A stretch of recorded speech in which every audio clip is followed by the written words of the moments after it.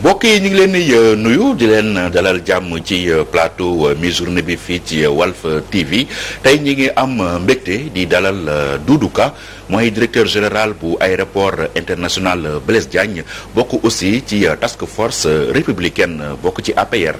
Doudou Ka ñu ngi lay nuyu. jërëjëf maa ngi lay sant di la gërëm si dalal boo ma dalal ni tey di nuyu sénégalais yëpp yu ñuy seetaan.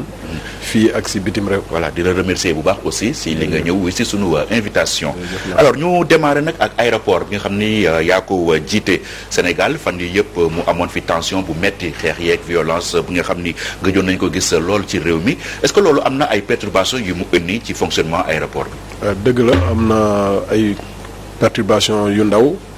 d'abord comme ngeen xam ko aéroport mooy suñu buntu benn buntu si suñu réew mi. donc réew mi nu muy doxee mooy su dalee day su dalul dina am ay rëx-rëx te donc mën nañu par exemple wax ni am na ay avion am na benn compagnie boo xam ne annulé na volom benn fan ñaari fan léegi ñëwaat na à la normale am na tam ay ñoo xam ne dañ doon tukki ñu jaar ci autoroute bi ñoo xam ne dañ leen fa bloqué ñu mën mujjee raxate seen avion ak ñoo xam ne tam dañu ñibbisi te mënuñu dellu seen kër te il a fallu que gendarme yi ñëw gunge leen sécuriser autoroute bi pour ñu mën a dellu seen kër ci jàmm donc loolu moo doon perturbation yi mais pour la sécurité pour le kaaraange aéroport bi loolu ñu ngi gërëm force de défense et de sécurité bi mooy armée bi ak gendarmerie bi nga xam ne ñoo ci amoon nañ ci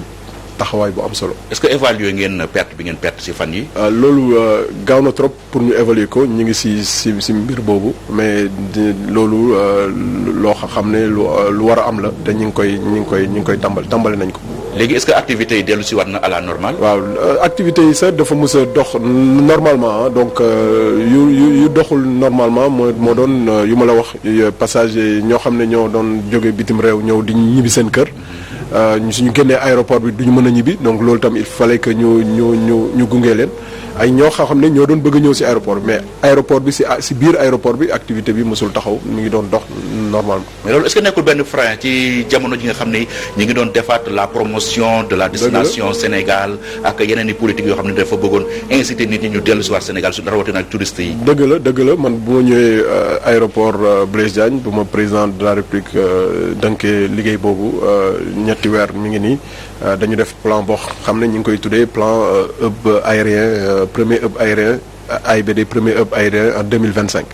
donc de la sous-région si suñu sous-région bi donc plan boobu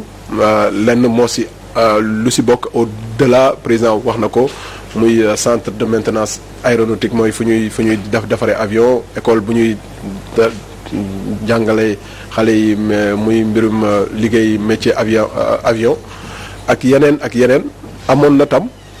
lu ñuy wax jaay suñu dëkk mooy lu ñuy wax teranga Sénégal marque teranga Sénégal donc jaay ko ci bitim réew ba nga xamante ne ñëpp dinañ fi mën a ñëw ñëpp dinañ fi bëgg a ñëw tam te suñ fi ñëwee tam ñu am fi jàmm am fi lépp donc loolu lii nii lu xew nii luy loo xam ne mën na ci indi rëx-rëx mais gëm naa ni suñu plan boo xamante ni ci fan yu néew dinañ ko commencer mettre en œuvre dina mën a yàgg fu ko président de la République bi soxla yi parce que président bu mu ñëwee dafa fekk benn projet ambition président bu fi newoon muy Ablaye Wade mu ne dafay toxal aéroport de Dakar ba aéroport de Diass loolu mooy projet bi parce que aéroport de Dakar nit ñi dañu dëkkoon pratiquement ci biir aéroport ci lu ñu wax les zones non aedificantes yi président Macky Sall bu mu ñëwee mu ne du ma yem rek ci def aéroport bi mu nekk ma toxal aéroport bi dama bëgg Sénégal nekk premier hub aérien de l'Afrique de l'Ouest mooy dëkk boo xam ne mooy ëpp avion ñuy ñëw passagers yuy ñëw ba pare di dem seeneen dëkk yi donc mu nekk benn carrefour aérien boo xamante ni ambition bi dépassé na yu toxal aéroport rek donc te loolu suñ ko bëggee def il faut que suñu dëkk mel nu mu mel il faut que ñu jaay suñu dëkk il faut que suñu dëkk am dal am jàmm moo tax may gërëm président de la République si mesures yu mu jël si doxalinam si crise bi nga xam ne ànd na ak dal ànd na ak tey te lépp muy wone daal que mët na njiit donc sénégalais yi duñu en tout cas xam nañu ni am nañu njiit tey si suñu réew. am nañu njiit bu ko mët sëkk. waaw loolu dinañ ci wax ci kanam mais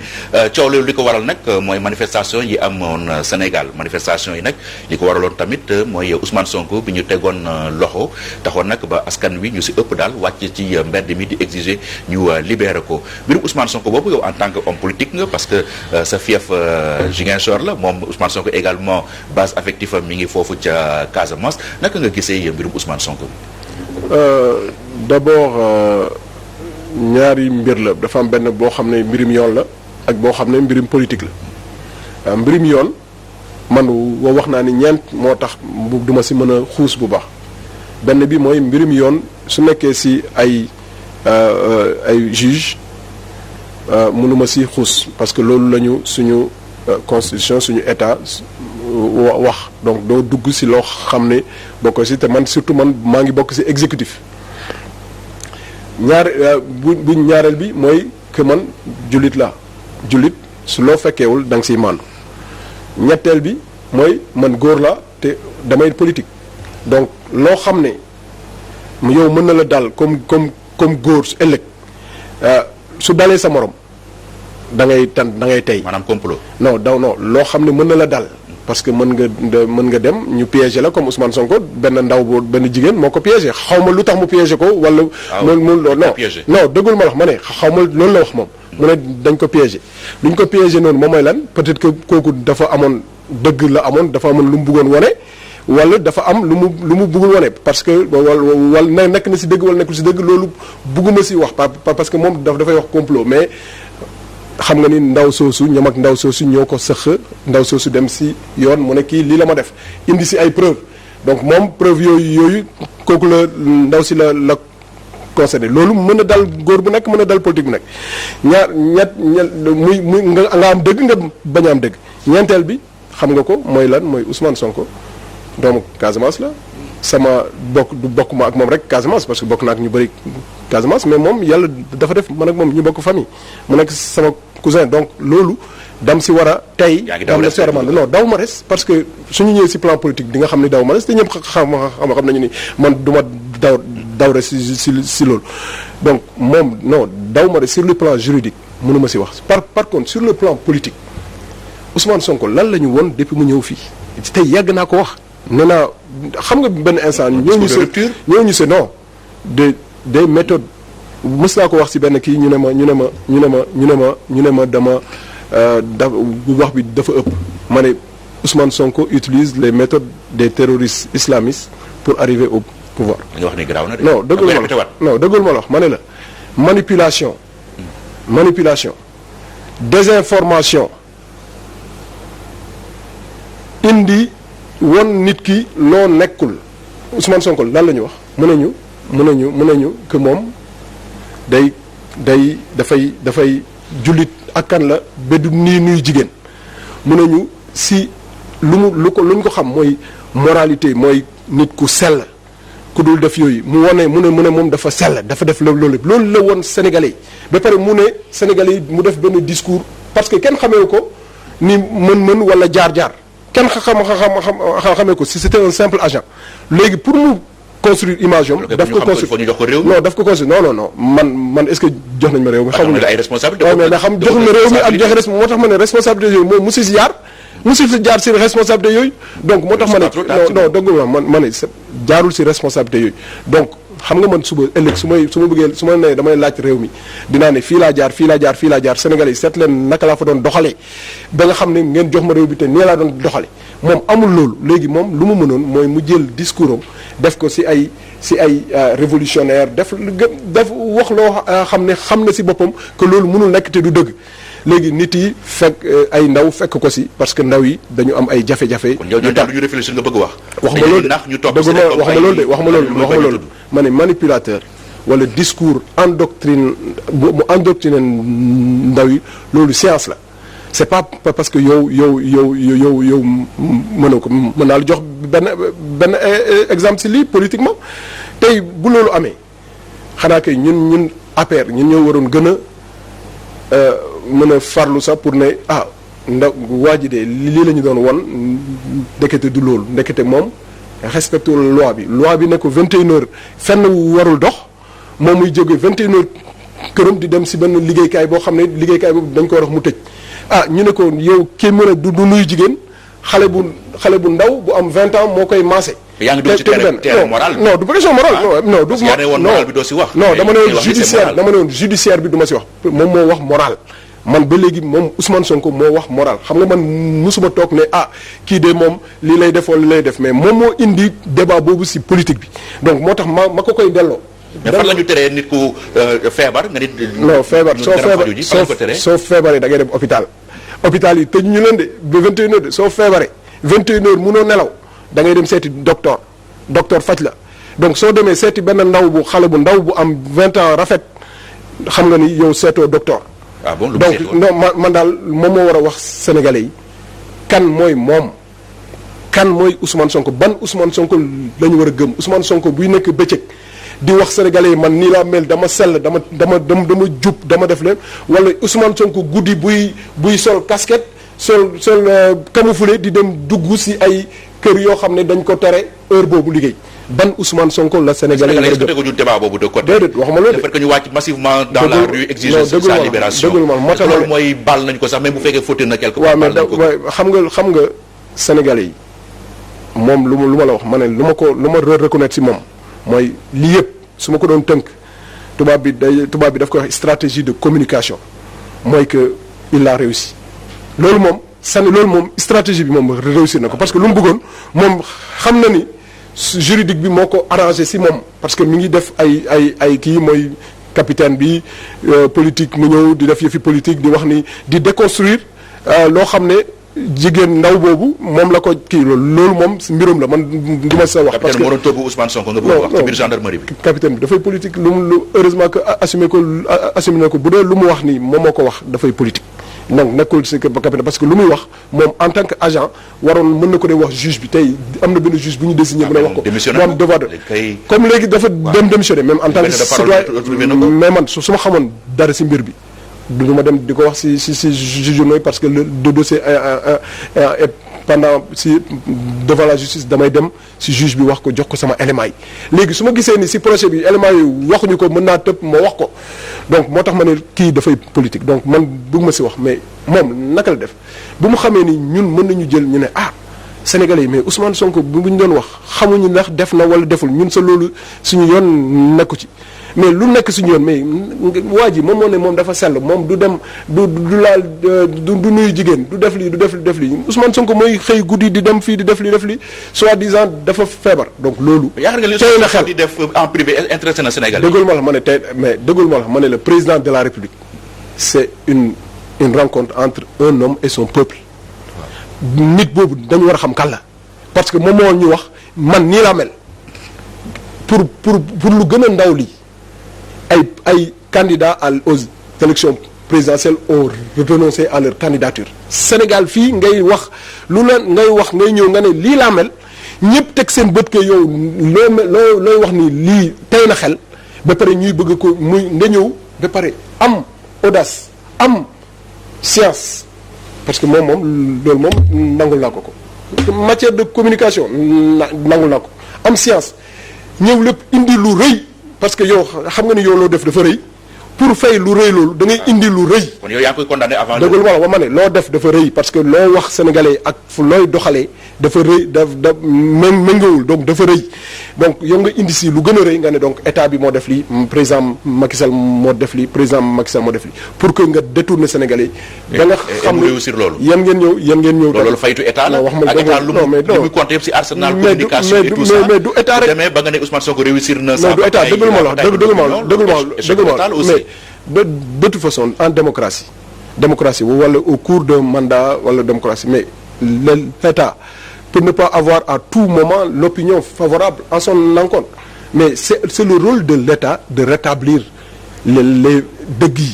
yi bëgg ñoo indiwaat dëgg yi luy dëgg yi ak loo xam ne la nit ñi ma mën a jàpp te loolu gëm naa ni intervention bu président de la république def keroog wane na ni dëgg naa leen dëgg dinaa gën a def lu ma defoon naa lu bëri indi woon naa ay kuréel yu manqué woon ci suñu arsenal juridique bi muy FONGIP FONSIS muy DER muy yooyu yëpp renforcer yu fi nekk ADP ma boole leen ñu ànd muy mutualiser tubaab yi lu ñuy wax mutualiser loolu yëpp mbir boobu président gouvernement bi mi ngi ci woon di taxaw léegi peuple bi daf ko woon wala jeune bi daf ko woon ni loolu su jeexee da nga war a indi da nga leen war a yokkaat seen doole. may jël benn exemple rek muy FONGIP 2012 président bi bu ñëwee dañu ne 2012 rek dañu war a commencer juróom fukki milliards ñeent fukki milliards mais tey ba tey nii ñu ngi ci fukki milliards donc war nañ wane na que président bi vision bu mu am gouvernement bi war na ko mettre en œuvre mu indi kuréel yooyu mu indi leen ci 40 000 milliards mu indi leen pour muy FONGIP yeneen yi muy DER président waxoon na ko mën a résumé mooy échec. non mais dëggul ma la dëggul ma après son élection ngeen ñuy wax ay projets yu defagul yow looy politique d'emploi échec yow noo koy waxee nooy waxee yow fii Sénégal kan moom sa waa déglu ma dama ne quel que soit parce que échec bi foo koy waxee président de la République de 2012 à 2019 il a été sanctionné par le peuple sénégalais en 2019 peuple sénégalais moo ko ne d'accord nañu ak yow continuer sa liggéey donc looy wax ni soo waxee échec donc c'est de 2019 à maintenant donc cela veut dire qu'il n'a pas fini son mandat donc cela veut dire que peuple bi nee na ko continuer sa liggéey jeunesse bi ne ko loo doon def dëmb lu baax ba ñu ne la continuer sa liggéey dañu bëgg nga baral ko donc loolu du échec de dañuy peuple bi mooy wax ak njiitam mu xam ni njiitam mën na ko def mu ne njiitam non dëggul ma waxul échec de waxul échec dëgg nga fa échec c'était un aveu mais yow dëgg nga fa échec non dëgg dafa ne dëgg naa leen da ngeen ne man mën naa ko wóolu ngeen ma naa ko baral donc loolu laa dëgg man donc loolu moo tax man ma ne tey nii man am naa en tout cas sama xel dal na ba président de la République wax ni dina indi loolu te dina indi ay yeneen mesures yoo xam ne dina permettre Sénégalais des mesures li ñuy wax mesure sociale loo xam ne day sécuriser de protection sociale par exemple la CAPSU muy caisse autonome de protection sociale nga xam ne sénégalais bu nekk muy ndaw muy liggéey kat nga liggéey di nga xam ni soo liggéeyee ba benn at 60 ans wala 65 ans di nga am un revenu minimum doo fi nekk di dem chaque jour di ñaan sa doom wala si dem te loolu président tracé na yoon bi lu des mooy gouvernement bi mettre ko en œuvre te loolu gëm naa ni ak lu xew ni dina tax ñi ko war a mettre en œuvre gën ci baral wala gën ci taxaw won yoon yi pour parce que am nañu lépp am nañu modèle financier bi am nañu lépp def ko am nañu modèle économique donc loolu man dama gëm ni mën a nekk Sénégalais yi ils sont sensibles à ce genre de discours là ba léegi. mais dëggalu ma la wax du discours parce que président bi développement du rek Pierre je te jure que ku foog ni ñoom Sonko xamul état dafa defee ni développement da ngay ñëw rek ne lii bëgg naa ko rek muy def développement c'est un processus bi wax naa depuis 2012 ba 2019 c'est de mettre en place les instruments économiques en matière d'emploi en matière de formation en matière d'accompagnement en matière de financement loolu yëpp président bi kuréel yëpp teg na ko même FONAMIF temps yi mu teg ko muy microfinance mu teg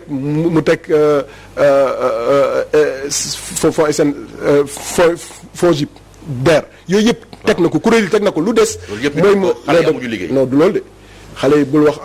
amuñu liggéey. mais liggéey ba non mais yow xam nga da ngay wax liggéey bi dayul mais FONGIP rek ñun on a. demandé wu leen plein emploi créé 60 FONGIP rek financé nañu plus de 65 milliards man balaa ma fay jógee ñaata emploi jeunes ñoo fa nekk ay milliers et des milliers DER Prodac yeneen ak yeneen bu nekk am na lu ñu Sénégalais yi lu ñu wax jeunesse bi lu mu wax mu ne doyul. yokkalaat gën a baral sa loxo yokkaat ko donc yokk boobu président bi dëgg na ko mu ne dina ko def loolu ute na ak lu def te lenn lay wax en matière d'emploi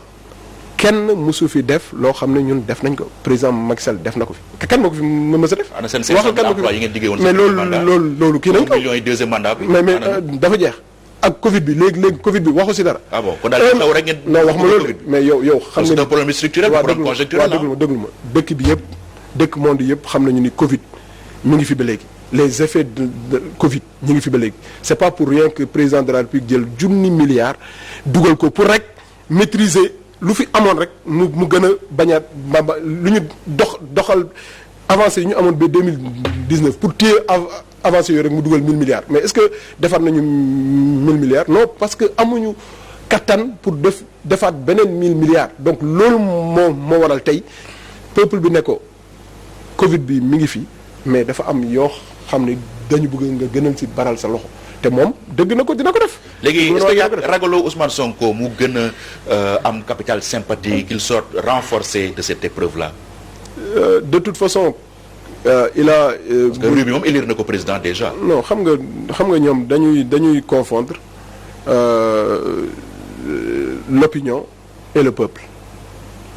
c'est quoi la différence. L'opinion et le peuple mooy peuple bi moom mooy dem voter le jour des élections l'opinion la yow Pierre mën nga toog fii Pierre nga wax ni comme loo wax sànq nga wax lu la neex ay peuple ay gars gëm ko loolu mooy opinion. nga fabriquer opinion dëggal moo la ma ne. yow mën nga toog fii Pierre nga fabriquer opinion. c'est pas le peuple ñoom moom dafa am. ay nuances yoo xam li wàcc barki démb ci mbedd bi. mais man dama wàcc man. est-ce que dama wàcc est-ce que man d'accord naa moom mu dem mu yàq est-ce que yow d'accord nga ñuy dem yàq ay këru jàmbur ñuy dem yàq ay liggéeykaay jàmbur nit yi ñàkk ci seen liggéey nit yi ñàkk ci seen bakkan nit ñi gaañu ci est-ce que yow ci peuple boobu nga bokk Pierre bokkoo ci peuple boobu man bokkuma ci peuple boobu. mais jóg pour ne non contre l'injustice loolu la dëggalu ma la ma ne man. loolu muy yow muy man muy keneen yëpp dañ ko war a def. dëggalu ma la ma ne. bu dee jóg la pour dire non à l'injustice. man bokk naa ci peuple boobu moo nekk sama dara. moo nekk sa dara peuple bu wàcc peuple bu wàcc yow mais dëggul ma la ma ne. non dëggul ma la vert or rouge. non dëggul ma la ma ne peuple boobu man bokk naa ak peuple boobu yow peuple boo xam ne moo doon yàq. di sandi def de di yàq di dem gaañ ay nit di dem taal ay kër yow bëgg nga ci peuple boobu peuple bu Ousmane Sonko wax non suñu neexoon tey mën nañu dem jëli pouvoir bi au palais mais yëpp ay waxu caaxaan wax yoo xam ne mais moom xamul sa luy état. Macky Sall waxoon na ko fi de. non dëgg musu ko Abdoulaye Wade bu kuyee ñu dem déloger ko. musu ko jëf. waaw lu xew mooy que Sonko daf ko jëf. yow Pierre yow daa joxe ordre pour booy jeunes yi marché vers le palais. mais Pierre yow dëggoo fi mu ne c'est un avant-dernier combat wala le dernier combat c'est un combat des gladiateurs dëggoo ko yow mu ne bàyyi leen terrorisme boo leen def ci Facebook bi loolu doyatul wàcc leen ci suuf. ñu dem appliqué boobu moom moo ko wax mu ne bàyyi leen Facebook bi bàyyi leen ñëw leen suuf donc moom fi lu fi Macky Sall waxul woon. dëgg loolu musuñu ko wax de. Macky Sall musul wax ni bàyyi leen kii bi ngeen ñëw wàcc suuf xeex bi ci suuf la Macky Sall musul wax dernier combat la. dem na sa fa interpellé armée bi. non dëggal ma la. looloo gën a grave non ban interpellé armée. mais Sonko. sa vidéo yi circulé depuis quelques jours. Sonko lan la def barki dem mu ne président de la République mooy complot xas wax lu nekk président bi amul ormalul sa président de la République ba pare muy ñëw di remercier di féliciter gendarmerie di féliciter armée bi si seen doxalin comme ça mais c'est qui le chef suprême des armées qui a la force militaire dans ce pays c'est pas le chef d'état-major des armées c'est le chef suprême des armées qui a la force de l'armée du Sénégal donc su leen féliciter day am humilité féliciter seen chef muy chef suprême muy le président de la République donc moom xamul état nu muy doxee xamul kan moo nekk ci décision yi xamul kan mooy jël décision yi xamul kuy définir les règles d'intervention le règlement d'intervention donc loolu man ñu tiré ci manifestants yi ordre yi président la jógee wax ma loolu de ma ne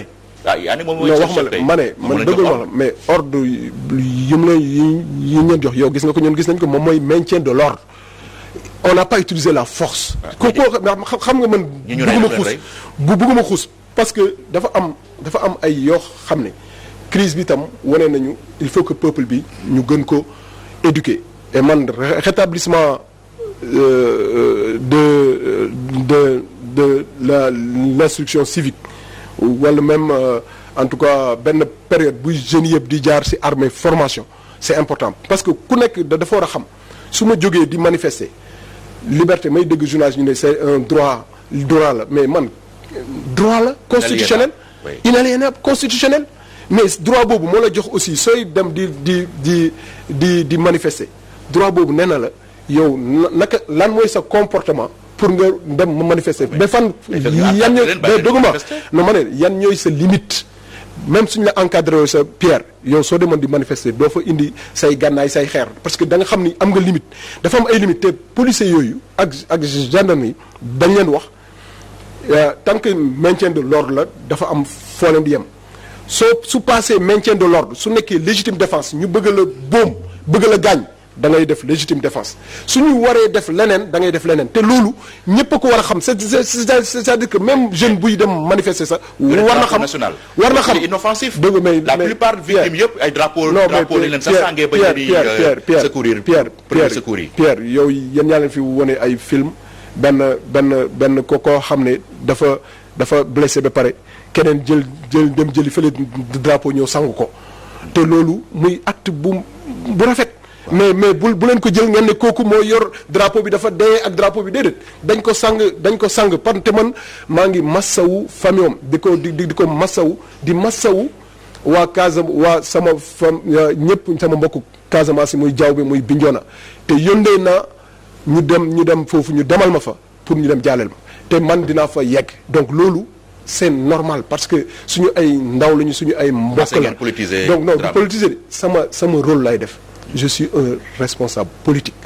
dañ may yaakaar Casamance dañ may yaakaar Sénégal donc su ma taxawee si ay loolu mu am si samay gox dama war a taxaw comme nu may taxawee tous les jours Casamance si yëpp ak sama gox donc loolu c'est mon rôle. Voilà Casamance boobu sax c'est une bonne transition pour ñu waxtaan si Casamance nga dëkk Ousmane Sonko foofu la dëkk bëgg maire bi yow également certainement bëgg nga maire bi est-ce que yaakaaroon ni actuellement Sonko am na une avance bu considérable amoon na ko déjà si présidentielle bi ndax moo ko gagné woon est-ce que avance am gënul ñu ko conforter à la lumière des récents événements. Bon loolu élection rek moo ko joxe opinion dëggul ma la man la léegi ba léegi opinion ak élection dafa wute boo soo ma waxee si cadre de l'opinion d'accord na mën naa ko d'accord ak yow parce que man scientifique la man scientifique la du ma fi nekk. Il a le vent en poupe. non opinion élection nag beneen mbir la. te loolu ñun dinañ ci taxaw ba nga xam ne Casamance lu boo xam ne moo war a accompagner président Macky Sall ak président Macky Sall lépp lu mu dugal Casamance ak fu mu teg doomu Casamance parce que man damay dem ñu wax way mais Pierre yow xam nga ni programme yoonu